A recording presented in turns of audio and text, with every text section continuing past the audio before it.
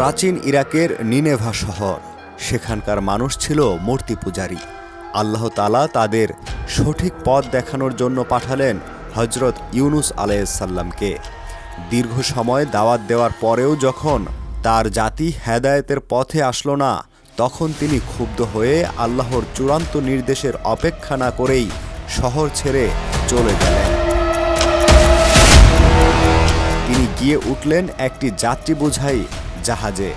মাঝ সমুদ্রে যাওয়ার পর হঠাৎ আবহাওয়া পাল্টে গেল, আকাশ কালো হয়ে এলো, আর বিশাল বিশাল ঢেউ জাহাজটিকে খেলনার মতো দোলাতে লাগলো। জাহাজের আরোহীরা বিশ্বাস করত তাদের মধ্যে এমন কেউ আছে যে তার মালিকের অবাধ্য হয়েছে, যার কারণে এই দুর্যোগ। জাহাজের ওজন কমাতে একজনকে সমুদ্রে ফেলে দেওয়ার সিদ্ধান্ত হলো।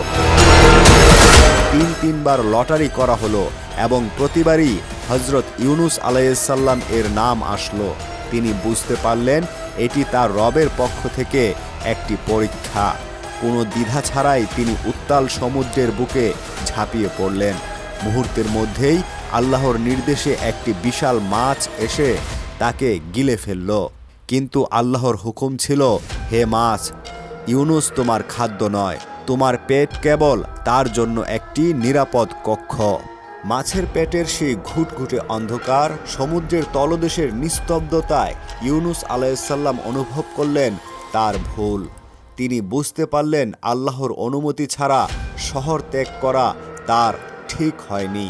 চারদিকে তিনটি অন্ধকার তাকে গ্রাস করেছিল: রাতের অন্ধকার, গভীর পানির অন্ধকার, আর মাছের পেটের ভেতরের অন্ধকার। হতাশ না হয়ে তিনি তার রবের দিকে মনোনিবেশ করলেন। তিনি অতি কাতর স্বরে বললেন সেই অমর বাণী, লা ইলাহা ইল্লা আনতা সুবহানাকা ইন্নী কুনতু মিনাজ জালিমিন, অর্থাৎ আপনি ছাড়া কোনো ইলাহ নেই, আপনি পবিত্র, নিশ্চয়ই আমি অপরাধীদের অন্তর্ভুক্ত। এই তসবিহ আর তওবার আওয়াজ আরশের কাছে পৌঁছে গেল। ফেরেশতারা আল্লাহর কাছে সুপারিশ করলেন। অবশেষে মহান আল্লাহ মাছটিকে নির্দেশ দিলেন তাকে নিরাপদে উপকূলে পৌঁছে দিতে।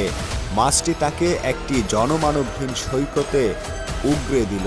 দুর্বল শরীরে সেখানে আল্লাহর কুদরতে একটি লতা জাতীয় গাছ বড় হয়ে উঠল, যা তাকে রোদে ছায়া দিল। সুস্থ হয়ে তিনি পুনরায় নিজের জাতির কাছে ফিরে গেলেন এবং দেখলেন তার অনুপস্থিতিতে পুরো জাতি আল্লাহর উপর ঈমান এনেছেন।